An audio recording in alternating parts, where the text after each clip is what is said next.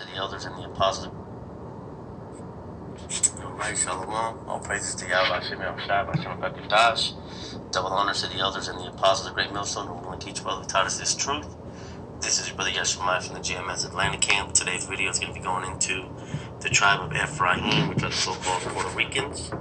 Alright, and I've got them pulled up on the map here. Now, one thing that I want to make a quick mention is that Puerto Rico, which is EPHRAIM, is to the right of Cuba, which, you know, when you go into Genesis 48, when Ephraim and Manasseh got their blessing, that's exactly how they were standing.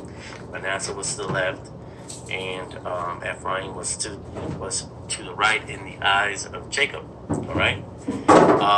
So first thing to get, you know, I've got some articles, and of course we've got scriptures to get through. But first thing to get here is Numbers 1 in 31 through 32. The point at 32, it says, "Those that were numbered of them, even of the tribe of Zebulun, were 57,400 of the children of Joseph, namely of the children of Ephraim, by their generations, after their families, by the house of their fathers, according to the number of the names from 20 years old and upward, all that were able to go forth to war." Now, the reason that I bring this precept up is because as we go through the scriptures, we see here that when Joseph is mentioned, Joseph is mentioned in the context of the northern tribes, you know, but also as we go through these scriptures, when Joseph is mentioned, it's going into the tribe of Ephraim, okay, because Ephraim is the head tribe of the northern kingdom. All right, I've got that in another translation here, just to simplify it. Again, it's the same scriptures. Numbers 1 through and 32 says, "The line of Joseph from son Ephraim, the men were counted off head by head, every male 20 years and older who was able to fight in the army, registered by clans and families. The tribe of Ephraim numbered 40,500. So Joseph is interchangeable with Ephraim according to context, right? Everything in context. This is what separates you know, us as Hebrew Israelites from Christians, you know, because Christians would just throw a Bible verse to you without having any context, and you know, it doesn't make sense. So let's go ahead from here. We'll go into the name of Ephraim. All right. So we'll just get the name here, Ephraim, and in the SHALAWAM qadash is EPHRAIM. All right, which means he is fruitful. Okay, going into the name of EPHRAIM, you know, that in itself is an omen nomen, which is basically a description of somebody's characteristics within the name. All right, because as we're going to get into, they are very fruitful people. All right, so let's go ahead and get Genesis 49 verse 1. As we always get when it comes to the tribe, it says, "And Jacob called unto his sons and said, Gather yourselves together, that I may tell you that which shall befall you in the last days." Now, this is a prophecy. You know, us putting out this video, us going through this, us getting the understanding that this is a prophecy, because this world, in general, they don't know who the tribes of Israel are, you know. But this is a very important part in prophecy. I mean, Ezekiel 37, verse 16 says that Ephraim would no longer vex Judah. You know, so that means that people have to know who they are for the tribes to come together in the end days, right? And so through the spirit of prophecy, starting with the elders and the apostles, we know who these tribes are. And that's another indicator that Yahweh is working with the Israelites, with the Hebrew Israelites, starting with the elders and the apostles, because the Christians aren't telling you this. All right? So this is a very important prophecy, man. So Salakia for being long-winded, but that point has to be made, man. So let's go and get straight into it. Genesis 49, verse 22. Joseph, which we already established, is going into Ephraim. Joseph is a fruitful bow, even a fruitful bow by a well, whose branches run over the wall. Now, there's a couple of points to get from this scripture. First and foremost, is the word bow means bond or son. So when it says So it says Joseph is a fruitful son, even a fruitful son by a well, whose branches run over the wall. And again, Ephraim, man, so-called Puerto Ricans, they are a very fruitful people. You can find them in damn near every state, man. And to think, let's put.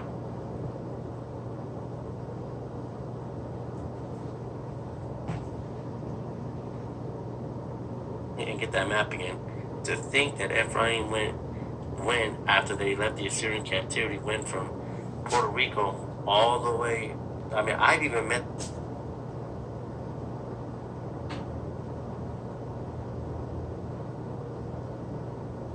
some in Washington State when I used to live up there, man. So they're a very fruitful people, man. So that's what that's going into, right? And then furthermore, it says even a fruitful bow by a well. Now, when it mentions that he's a fruitful bow by a well, it's a fruitful son by the well goes into waters, and as you see, in the end of days, Ephraim is that fruitful son by waters. Puerto Rico is surrounded by water, so that's what that means. It's going into in the end days he would be surrounded by waters. Now, the last part of that scripture that I want to get, it says whose branches run over the wall. I want to get an article here just to show you how fruitful Ephraim is, okay? Because the next question should be how did Ephraim get from Puerto Rico to the United States? Because we know that the majority of the elect is going to be in Babylon, right? And so this article is going to go into how fruitful they are. So in the 1940s and post-World War II era, a significant number of Puerto Ricans migrated to New York City, primarily by air, leading to a substantial increase in the city's Puerto Rican population. This period is often referred to as the Great Migration. Factors such as economic hardship in Puerto Rico, the available of affordable air travel, and recruitment efforts by U.S. employers fueled this migration. Now, remember this last part, okay? Factors such as economic hardship, the availability of affordable air travel, and recruitment efforts by who? By the United States. Never trust thine enemy. Remember this because this is going to get brought up later. Okay, so now I wanted to show this. Okay. Let's see here. Boom. Economic growth of Puerto Rican. Check this out. Well, it says right here. It says by the mid 1960s, the numbers of Puerto Ricans in New York City had grown to over 1 million. But this one shows you right here. It says boom, boom, boom, boom, boom. Puerto Rican. Okay, right here it says, here's the point. This goes into their fruitfulness, okay? It says between the 1940s and the mid-1960s, this influx grew the city's Puerto Rican population almost 13-fold, from 70,000 to 900,000. That's a 13x, man. So, imagine a 13x on your Bitcoin, your Ethereum, whatever it is, on your bank statement, man. Whatever you got. In 20 years, that's crazy, man. So again, it just goes to show that they are a fruitful people. But the point here, when it says whose branches run over the wall, that's their seed coming into Babylon, all right, America. All right, so now let's get into verse 23. It says the archers have sorely grieved him and shot at him and hated him. Now let's get the word archer here, okay?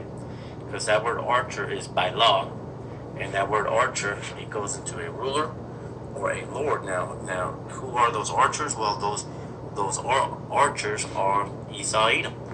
All right, because that's exactly who the lords of this world are. Esau Edom has shot their arrows and grieved him, right? As we are going to get into. And I want to get a quick precept to kind of build on that, because it says that the archers shot at him and sorely grieved him. Because what is an archer? An archer is a weapon. All right. Let's get Psalm 17 and 13. It says, "Arise, O Yahweh, Bashem Yahushai, disappoint him, cast him down, deliver my soul from the wicked, which is thy sword." Now we you know that Esau Edom is thy sword, is his sword, right? And so just as his sword is Esau Edom, which is his weapon, those archers mentioned in Genesis 49 are again the weapon, Esau Edom. All right, so it says the archers have sorely grieved. Now, you know, specifically, the Puerto Ricans, you know, the archers that got them was the Spanish conquistadors, which, you know,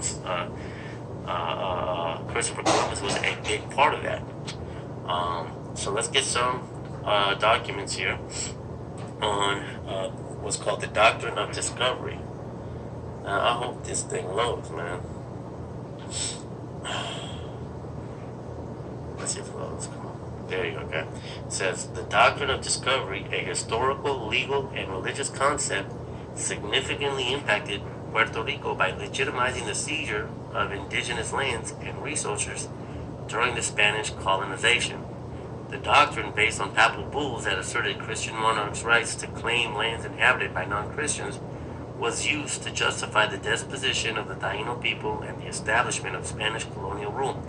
The legacy of this doctrine continues to affect Puerto Rico today. So basically, what is the Doctrine of Discovery? Is basically the Catholic Church writing laws that any land that wasn't Christian was basically for them. All right, and Puerto Rico was greatly impacted by that. It says the Taino people, who were the original inhabitants of Puerto Rico, experienced significant displacement and loss of land due to the application of the doctrine of discovery. Spanish colonizers, citing the doctrine, claimed ownership of Taino territory, leading to the forced relocation of communities, the establishment of plantations, and the imposition of Spanish law. Now, real quick, you know, that's also how we prove that the so-called Puerto Ricans are Hebrew Israelites, because, you know, for you to be one thing that shows you that we are Hebrew Israelites is if we are under those curses, man, and that's Deuteronomy 20 and 49. I bring this up for pretty much all of the tribes. It says, Yahweh shall bring a nation against thee from afar, from the end of the earth, as swift as the eagle flieth, a nation whose tongue thou shalt not understand. And that's exactly what happened to EPHRAIM, man. The Spanish came in, and they completely destroyed them. Now, I want to get another word here, because as the archers have sorely grieved him and shot at him and hated him. Now, where's it at? Archers have sorely grieved him and shot at him and hated him. Shot at him and hated him. No, I guess I don't know what I was thinking. Sorely grieved him, shot at him, and hated him. Okay. Well, let's see if I got another article here. It says because it says that they hated him, right? It says cruelty faced by the Taino people under the Spanish rule. It says the Spanish, driven by a desire for gold and conquest, engaged in bloody conflicts with the Taino, attacking villages, killing large numbers of men, and enacting brutal crackdowns on any resistance. It says that the Spanish implemented systems like the encomienda, forcing Taino men, women, and children into harsh labor in gold mines and on plantations. They were forced to produce tribute, often in the form of gold, and those unable to comply faced severe punishment, including torture and death. Ooh, man, that's crazy. This, you know, and going into this, you know, because who are the Spaniards? You know, the Spaniards are Edomites, man. And, you know, that's how you know that it's the same people today. Habakkuk 2 and 5. Yea, also because he transgresses by wine, he is a proud man, neither keepeth at home, who enlarges his desire as hell, and is as death, and cannot be satisfied, but gathers unto him all nations, and heaps unto him all people. You know, they slaughtered the Tainos. Why? Because he wanted to enlarge his desire with gold. Now, while we're on this precept, I want us to put this part of this precept in the back of our head here. It says, who enlarges his desire as hell and is as death. One of Esau Edom's name is death. Okay? Death, murder, hell. That's one. That's one of his names. Shalaki, give me a bit. This thing turned on. That's one of his names. It's death. Okay. Let's go back to the scriptures here. It says, "But his bow abode in strength, and the arms of his hands were made strong by the hands of the mighty God of Jacob. From thence is the shepherd, the stone of Israel." So, no matter what Esau tried to do against Ephraim, man, whether it was through the conquistadors, whatever it was, man, the Most High held his hand, man, and prophecy stood.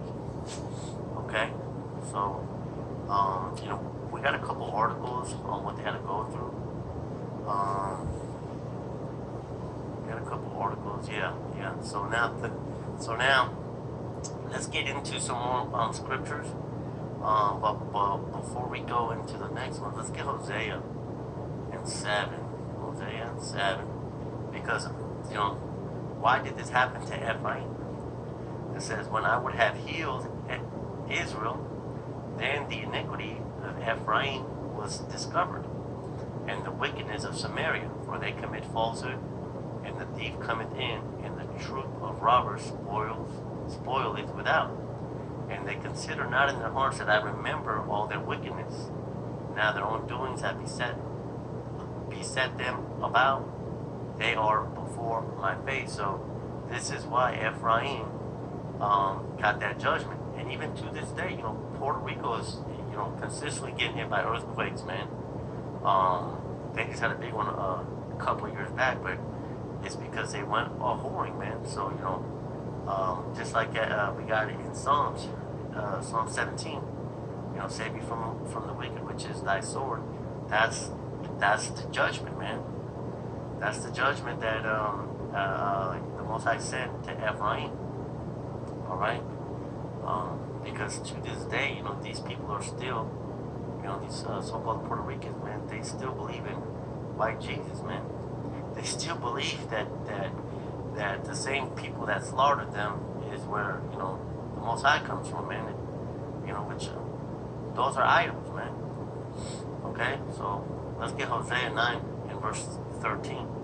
Now that we know why these bad things came to happen, it says, "Ephraim, as I saw, Tyrus is planted in a pleasant place, but Ephraim shall bring forth his children to the murder." So these are characteristics of Ephraim that we can now understand through the spirit of prophecy. All right. So when the scripture says it's planted in a pleasant place, well, that goes back to the land of Puerto Rico. Now, when it says here, it says, "He shall bring forth his children to the murder," as we mentioned, as we just saw in Habakkuk 2 and 5, Esau Edom is dead. He is that murder. So what does it mean when the scripture says, he brings forth his children unto the murder? We got the articles on that. It says, because what did we read? In around the 1940s, Ephraim started to come over to Babylon, right? Supposedly, it was made cheap by the U.S. Okay, but this is why it was made cheap by the U.S. because after World War I had ended, after that World War ended, there was a lot of deaths. And what do we know about Esau? He's always planning things many years ahead, right? Like they got Agenda 2030, right? And so when we read earlier in those articles, when it said that that the flights were made cheap by the U.S., why did they do that? Because they knew that they were going to go into the Vietnam War, so they needed to use people for cannon fodder. All right. So yes, Puerto Ricans served in Vietnam in significant numbers. Approximately 48,000 Puerto Ricans served in the U.S. Armed Forces during the Vietnam War, according to the Department of Defense. All right, it says many served in combat roles. So that's what the scriptures means when it says Ephraim shall bring forth his children to the murder, man. Now, when did this happen? Let's see. Puerto Ricans, and cause I think it was around the 1950s. It says from 1959. All right, so they came over between 1940s and 1950s to Babylon, and then Esau Edom threw them straight into war in the 1950s, man. Ain't that crazy? That's crazy, man. Hosea 9, verse 14. Let's continue on. It says, give them, O Yahweh Bashem El Shai, what wilt thou give? Give them a miscarrying womb and dry breast. So, that miscarrying womb and dry breast, goes into infertility because Ephraim, they are a very fruitful people, and even Esau Edom understood this. And so what did he try to do? Well, he tried to stop prophecy. So, and there's a big, let me see here. I have one more article here. What did I want to get on this part? What did I want to get about? What are the consequences? Oh, yeah, right. This was just to prove what I just said here. It says, so one of the consequences of the Spanish-American War was that Puerto Rico was annexed by the U.S. in accordance with the terms of the Treaty of Paris, ratified in 1898. Puerto Ricans became U.S. citizens as a result of the 1970 Jones-Shafroth Act. The timing, what a coincidence, the timing of the Jones Act was intentional. Why? It enabled the United States to forcibly conscript Puerto Ricans into the U.S. military and rapidly deploy them to the trenches of the European front, man. Ain't that crazy? They timed it perfectly, man, which again, it goes further into that they gave their seed to the murderer, man. So now, going back into those, into the, a miscarrying womb and dry breast, that goes into what's called La Operación. Now, La Operación, it basically goes into, we'll get the specifics here. It says, the initial large-scale human trials for the birth control pill were conducted in Puerto Rico in 1956. The same time that we keep bringing up this, we keep seeing this time frame, 1940s, 1950s. While they were flying them out of Puerto Rico and sending them to war, they were still sterilizing them. Man, ain't that crazy? All this, I mean, man, again, how can the Puerto Ricans not be Hebrew Israelites, man? They're completely under the curses. But let's continue on. It says, the initial large-scale human trials for the birth control pill were conducted in Puerto Rico in 1956, involving over 200 women in a housing project near Rio Piedras. These trials were crucial for the pill's development, were ethically problematic due to a lack of informed consent and inadequate monitoring of side effects. Participants were not fully informed about the experimental nature of the drug and potential risk, and some experienced significant side effects which were largely dismissed by the research. By the way, does that sound familiar? Like the C-19? But the point here is, man, is that